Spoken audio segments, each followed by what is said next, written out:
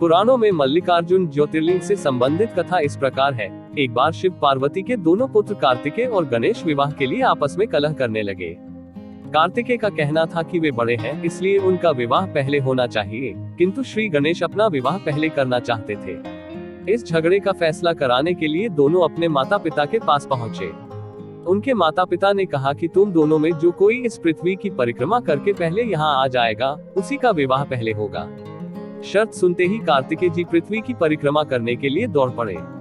इधर स्थूलकाय श्री गणेश जी और उनका वाहन भी चूहा, भला इतनी शीघ्रता से वे परिक्रमा कैसे कर सकते थे। गणेश जी के सामने भारी समस्या उपस्थित थी। श्री गणेश जी शरीर से जरूर स्थूल हैं, किंतु वे बुद्धि के सागर हैं।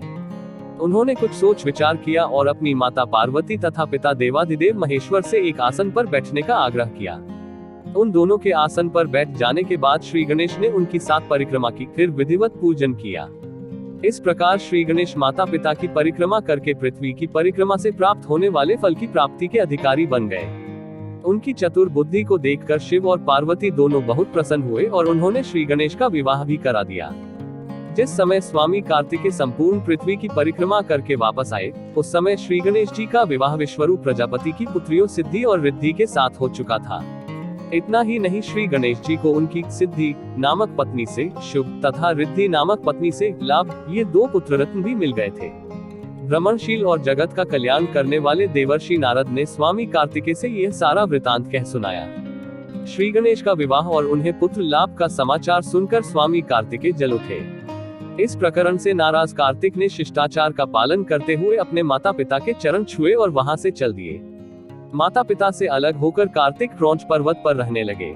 शिव और पार्वती ने अपने पुत्र कार्तिकेय को समझा बुझाकर बुलाने हेतु देवर्षि नारद को क्रौंच पर्वत पर भेजा। देवर्षि नारद ने बहुत प्रकार से स्वामी को मनाने का प्रयास किया, किंतु वे वापस नहीं आए। उसके बाद कोमल हृदय माता पार्वती पुत्र स्नेह में व्याकुल हो उठी। वे भगवान शिव जी को लेकर क्रौंच पर्वत पर पहुंच गईं।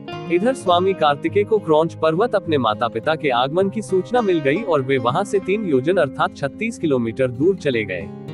कार्तिकेय के चले जाने पर भगवान शिव उस क्रौंच पर्वत पर ज्योतिर्लिंग के रूप में प्रकट हो गए। तभी से वे मल्लिकार्जुन ज्योतिर्लिंग के नाम से प्रसिद्ध हुए। मल्लिका माता पार्वती का नाम है, जबकि अर्जुन भगवान शंकर को कहा जाता है। इस प्रकार सम्मिलित रूप से मल्लिकार्जुन नाम उक्त ज्योतिर्लिंग का जगत में प्रसिद्ध हुआ।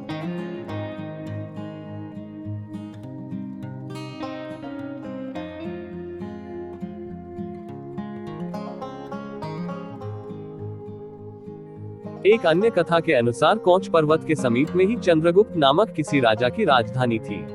उनकी राजकन्या किसी संकट में उलझ गई थी। उस विपत्ति से बचने के लिए वह अपने पिता के राजमहल से भागकर पर्वतराज की शरण में पहुंच गई। वह कन्या ग्वालों के साथ कंदमूल खाती और दूध पीती थी। इस प्रकार उसका जीवन निर्वाह उस पर्वत पर होने लगा। उस कन्या के पास एक श्यामा काली गौ थी, जिसकी सेवा वह स्वयं करती थी। उस गौ के साथ विचित्र घटना घटित होने लगी। कोई व्यक्ति छिपकर प्रतिदिन उस श्यामा का दूध निकाल लेता था। एक दिन उस कन्या ने किसी चोर को श्यामा का दूध दुहते हुए देख लिया। तब वह क्रोध में आग बबूला हो उसको मारने के लिए दौड़ पड़ी। जब वह गौ के समीप पहुंची तो उसके आश्चर्य का ठिकाना न रहा, क्योंकि वहां उसे एक शिवलिंग के अतिरिक्त कुछ भी दिखाई नहीं दिया।